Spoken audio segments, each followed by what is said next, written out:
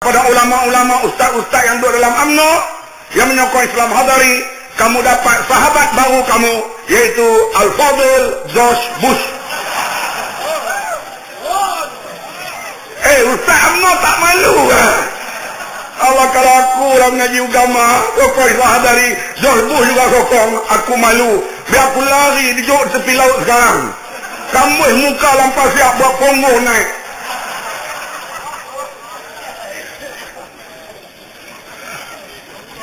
Hadirin hadirat yang dihormati sekalian, ini kedudukan di dunia Islam di seluruh dunia, yaitu pihak Yahudi, Nasara, mustakbirin dunia menjadi serba salah. Beri demokrasi, golongan Islam menang. Tekan, dia melahirkan militan. Bagi kita hadirin sekalian, kita memilih cara demokrasi.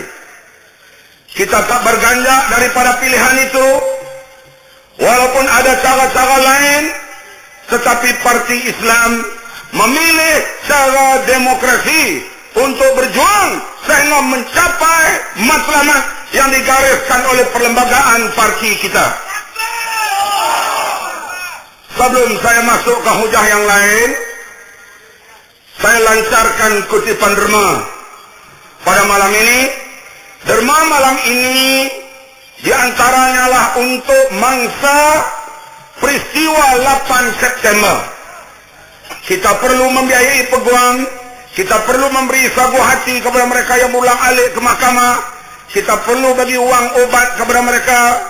Maka semuanya ini, bantuan ini datang daripada tuan-tuan dan puan-puan. Jadi saya harap beri sumbangan lebih daripada selalu. Pengutip derma jangan terikat dengan masa saya berceramah. Kalau saya berceramah, tuan-tuan berhenti. Tidak, kutip perlahan-lahan sehingga selesai. Saya kira malam ni kita boleh dapat 20-30 ribu insyaAllah. Sebab kita nak membiayai perguam, kita nak membiayai mereka ulang alik ke mahkamah nanti. Wang-wang perubatan mereka, sagu hati sempena dengan raya. Tuan-tuan tahu antara yang kena tangkap tu tangan kudung. Tangan kudung, dua-dua jari tak ada tangan ni. Kaki pun kudung. Yang itu barangkali yang melontar molotov koktel. Kalau hak kudung lontar molotov koktel, beratlah.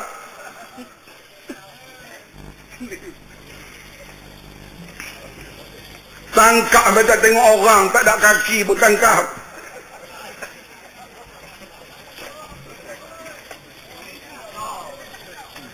Jangan laju ya, kutip perlahan-lahan. Saya tahu pengutip derma tak ramai. Tak ramai, kalau penuh uncang, bubuh dalam uncang besar. Ini Ramadan, bulan Ramadan ya. Kita mengeluarkan sedekah, mengeluarkan bantuan terutama kepada perjuangan. Kepada perjuangan. Ia amat memberi manfaat kepada kita dan habuan kita di akhirat kelak. Tak banyak ya.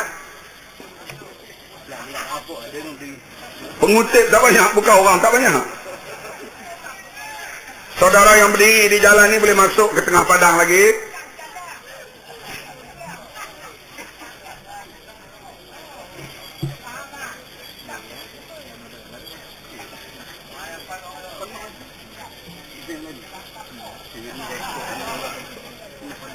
Saya teruskan memberi ucapan dan pengutip derma terus, jangan berhenti sehingga selesai. Kutip sampai rabak.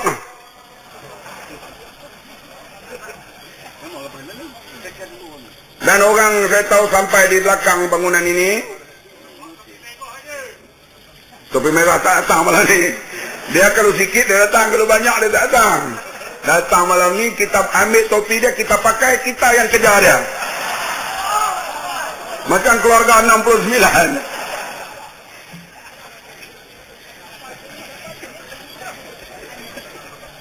Kalau ramai macam ni dia tak datang. Saya tahu dia duduk di berek sekarang pun dia tengok-tengok. Nak kena perintah datang ke tidak. Bebek tu tak datang lah, duduk dengan anak bini elok.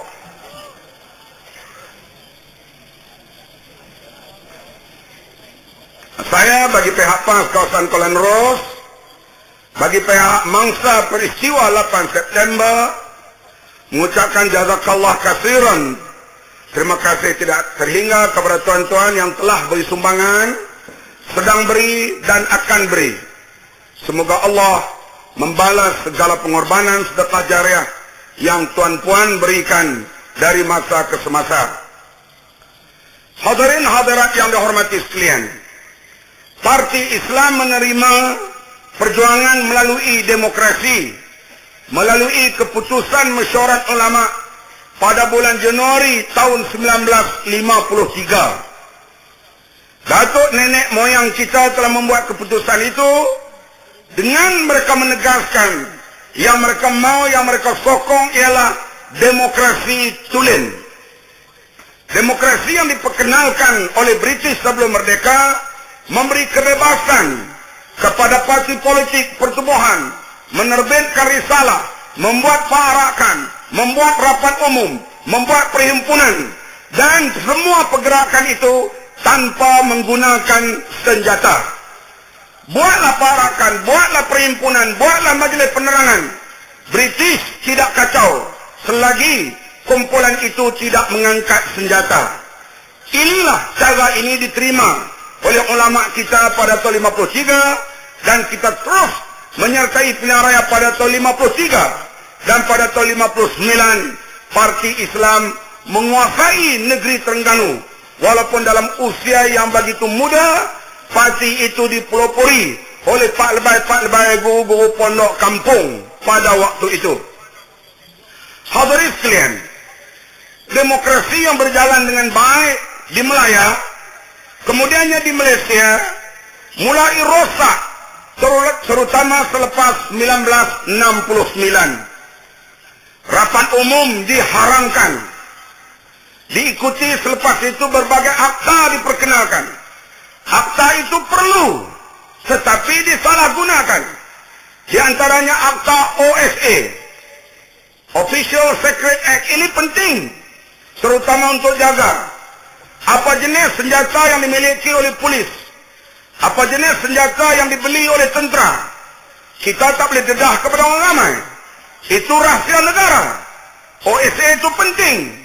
Tetapi OSA kemudiannya digunakan untuk melindungi rasuah menteri-menteri. Hari ini yang dikatakan salah guna. OSA itu penting.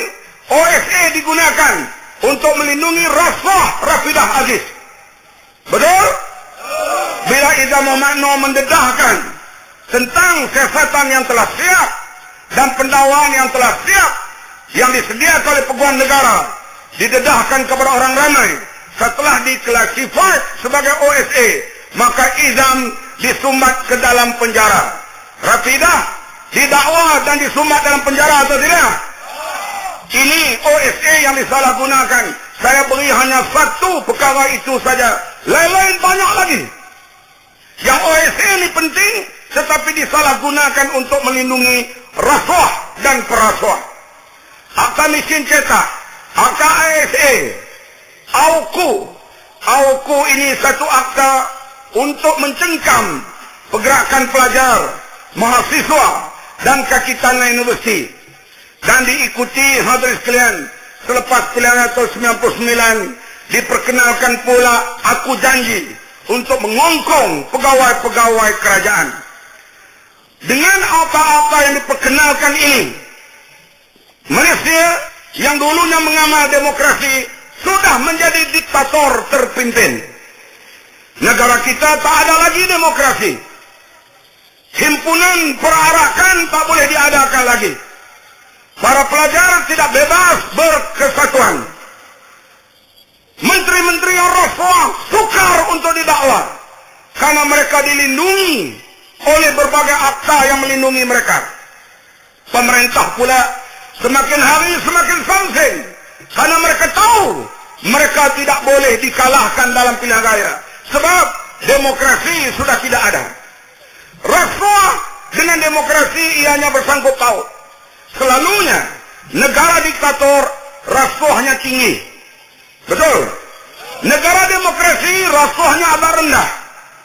Sebab itu kita lihat rasuah di Indonesia cukup tinggi. Sekarang baru